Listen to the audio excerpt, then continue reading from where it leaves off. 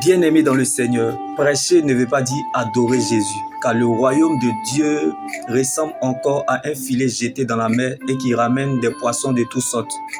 Quand tu sais de points de contact entre Dieu et les humains, tu provoques une fête au ciel. Je vous le dis, en effet, il y aura plus de joie dans le ciel pour un seul pécheur qui se répand que pour 99 justes qui n'ont pas besoin de changer d'attitude. Quand tu sais de pont entre Dieu et les humains, tu provoques un concert au ciel. Comme André, l'un des 12 apôtres, premièrement, avoir suivi Jésus. André a parlé de Jésus à son frère Pierre. Peut-être tu es appelé à gagner une âme pour le Seigneur Jésus, comme André a été un moyen de conduire Pierre à rencontrer Jésus. Donc, évangéliser, c'est une opportunité, car servir Dieu, c'est servir les hommes. Car prêcher, c'est profiter de la sécurité divine. Comme Jean-Baptiste a prêché dans le désert, peut-être tu es appelé à prêcher à une âme,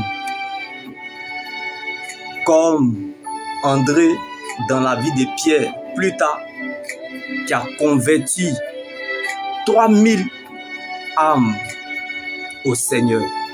Alors n'abandonne pas et ne quitte pas le processus, car la recherche de l'approbation des hommes peut te détourner de la voie de Dieu.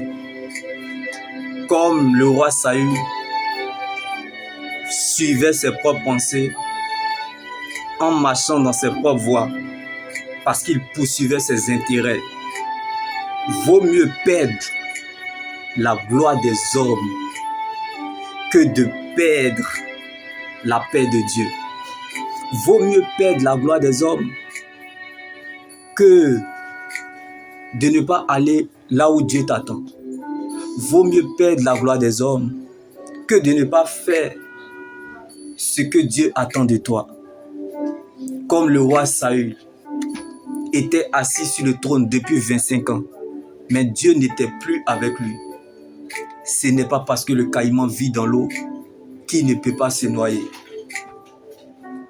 La gloire qui attire le regard des hommes vers les hommes, comme Dieu a rejeté Saül. Ce n'est pas facile, mais pas impossible d'y sortir. Quand on fait un bon choix, on devient un intercesseur, car l'avenir de l'Église dépend de son intercession. Comme Dieu a choisi David, aimait tellement Dieu à telle enseigne que Dieu était son berger et lui le mouton. Jésus est le bon berger, la gloire qui attire le regard des hommes vers Dieu. Quand tu donnes le temps au Saint-Esprit, il n'échoue jamais. Car on ne peut parler de l'évangile si on a été appelé. Donc tu ne peux pas combattre si tu n'es pas armé. Si la bouche avait des yeux, Étienne ne serait pas mort. Si la discrétion avait des oreilles, Jean-Baptiste ne serait pas mort.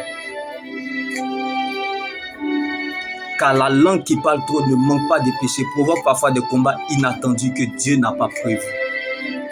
Et ferme parfois la bouche de notre témoignage. Cette tristesse, selon Dieu, produit une repentance qui conduit au salut que l'on ne regrettera jamais, tandis que la tristesse du monde produit la mort. Comme le premier Adam est une âme vivante.